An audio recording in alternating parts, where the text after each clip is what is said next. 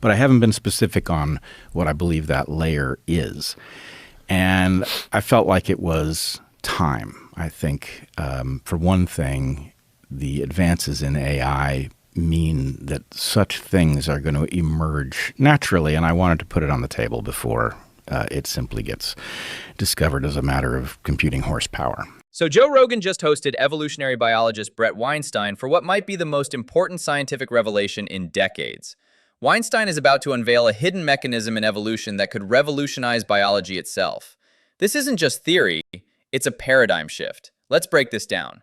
Right. So the classic story is that you have a genome, that it contains a great many genes.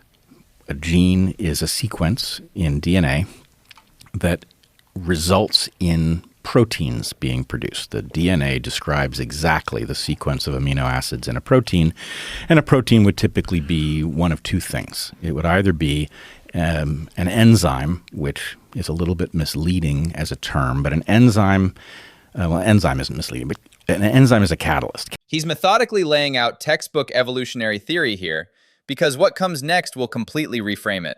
This is classic scientific storytelling. Establish the current paradigm before revealing its massive blind spot. The traditional protein coding model has dominated biology for 70 years. There are only 4 choices, but some fraction of the time you get a 3-letter combination that specifies a new amino acid. Almost all of the time, that will make the little molecular machine worse or break it altogether. Occasionally, it will leave the machine functional in a way that's somewhat better than the previous one, and then evolution will collect all of those advances, and that's how evolution works. That's the story we typically tell. This random mutation model has real problems. The math is brutal. Most beneficial mutations require multiple coordinated changes that are statistically nearly impossible. Even Richard Dawkins acknowledged this creates what he called Mount Improbable, evolutionary leaps that seem mathematically insurmountable.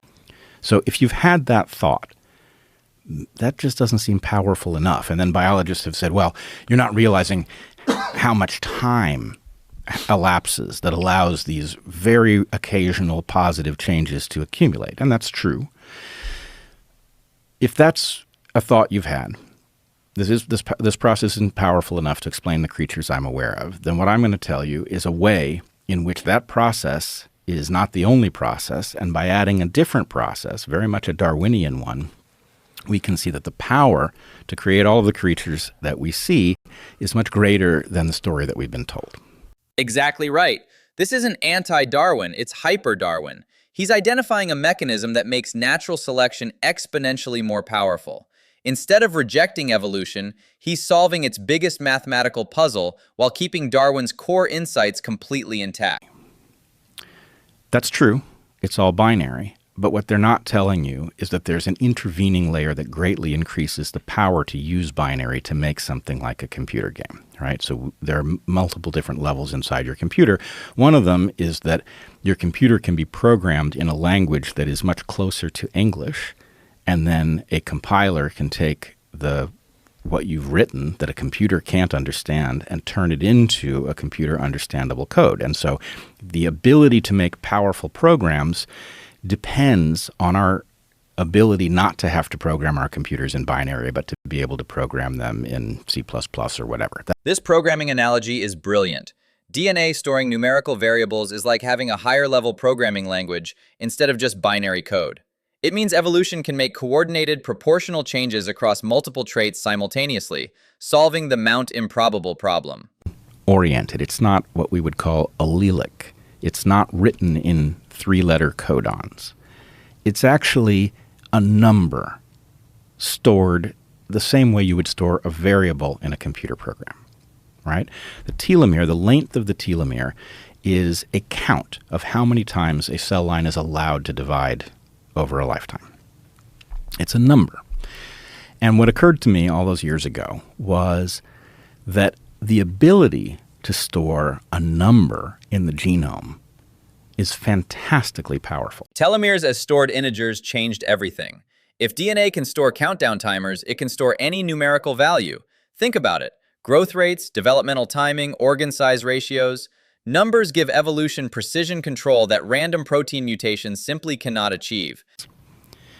So, the hypothesis that I'm putting on the table is that the evolutionary process has built a system in which variables, in which integers are stored in DNA, and those integers dictate phenomena like developmental timing, turning on and off something like the growth of one of those phalanx, the phalanges in the fingers.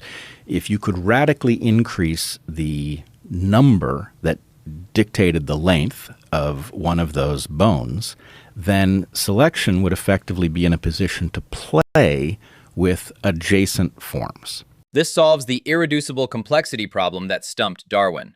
With numerical variables, evolution can dial up bone length, adjust timing, fine-tune proportions. It's like having sliders in a character creator instead of randomly swapping out individual parts. Let's just say initially I thought that all of the intelligent design folks were anti-scientific and really basically just religious people wielding sophistry. I now know several of them in person and quite like them, and I quite like them scientifically. I think they actually have done an excellent job of pointing out the folly in evolutionary biology. And in part, what I'm saying is I appreciate their pointing out that the mechanism that we teach is not powerful enough to do what we claim it does. This is intellectual honesty at its finest.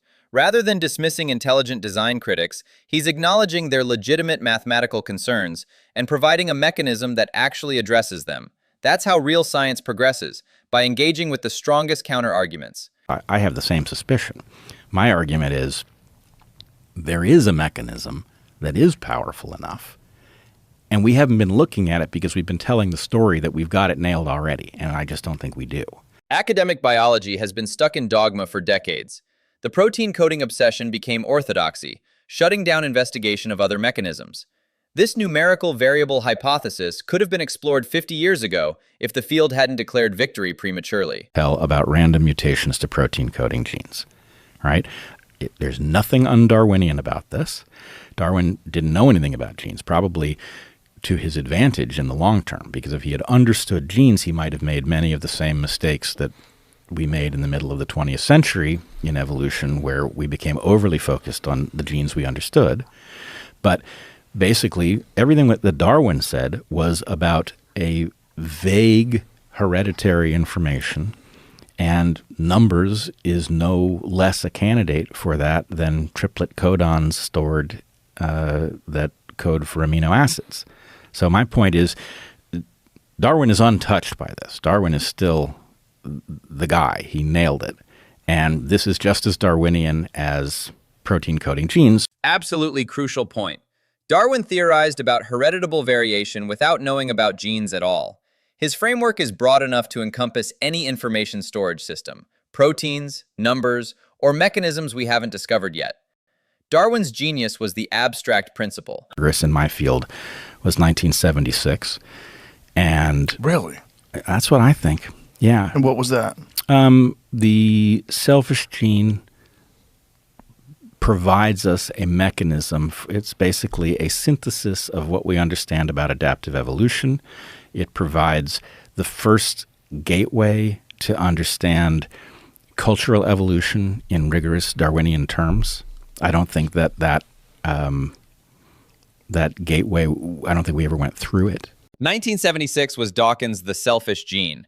Nearly 50 years of stagnation since then is damning. Meanwhile, AI researchers discovered emergent properties and hierarchical information processing that biology completely missed. Computer science outpaced evolutionary biology. It's the story with every clade of creatures. This is a chaotic planet, right? At levels that I think maybe we don't even fully yet appreciate.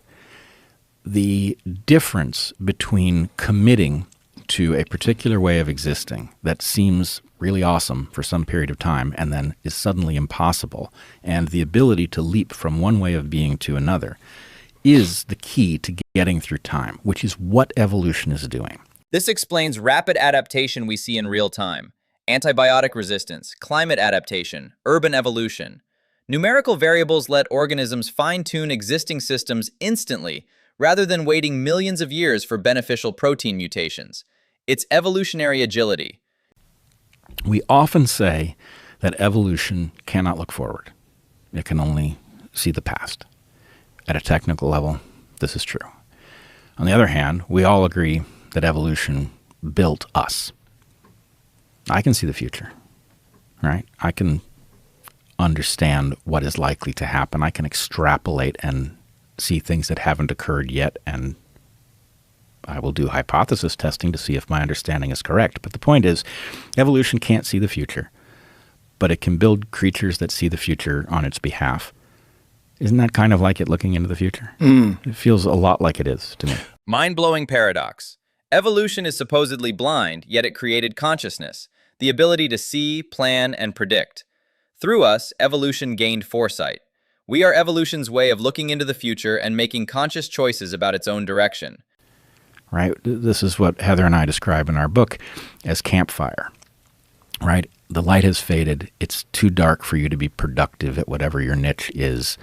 You gather around the campfire and you talk. You talk about problems that you've run into, solutions that you're working on. You pool the information. People have different histories. They have different skill sets, and they parallel process the puzzles, and they come up with ideas, which, the most amazing adaptation of all is the one we're using right now. Right? The ability for me to put an abstract idea into your head over open space by vibrating the air molecules between us. I mean, that is a miracle. He's connecting biological and cultural evolution through the same numerical variable mechanism. Language, ideas, knowledge transmission, these follow similar rules. We're not separate from evolution. We're its latest and most powerful adaptive strategy. I wanted to point to a hidden layer that would explain how this process that we've all learned about might be much more powerful than the story we've been told about it. This isn't just academic theory, it has massive implications. If evolution can store and modify numerical variables, we might engineer longevity, enhance cognitive development, or solve genetic diseases by adjusting numerical parameters rather than rewriting entire protein sequences.